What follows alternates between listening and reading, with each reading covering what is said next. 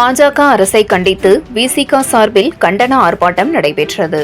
விழுப்புரம் மாவட்ட ஆட்சியர் வளாகம் எதிரில் விடுதலை சிறுத்தை கட்சி சார்பில் மாவட்ட செயலாளர்கள் பெரியார் விடுதலை செல்வன் தலைமையில் குடியுரிமை திருத்தச் சட்டத்தின் CAA மூலம் மத சார்பின்மையை சிதைக்கும், மதத்தின் பெயரால் மக்களை பிளவுபடுத்தும், இஸ்லாமியர்களுக்கு எதிரான வெறுப்பை தீவிரப்படுத்தும், இதன் வழி அரசியல் ஆதாயம் தேடும் பாஜக அரசை கண்டித்து கண்டன ஆர்ப்பாட்டம் நடைபெற்றது. இந்த கண்டன ஆர்ப்பாட்டத்தில் காட்டுமன்னார்கோவில் சட்டமன்ற உறுப்பினர் சிந்தனை செல்வன் கலந்து கொண்டு கண்டன உரை ஆற்றினார்.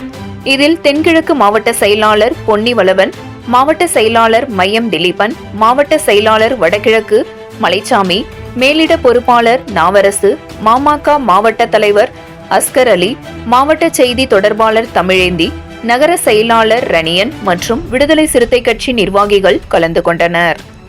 7 Green News செய்திகளுக்காக விழுப்புரம் மாவட்ட செய்தியாளர் S. கலைக்குமார்.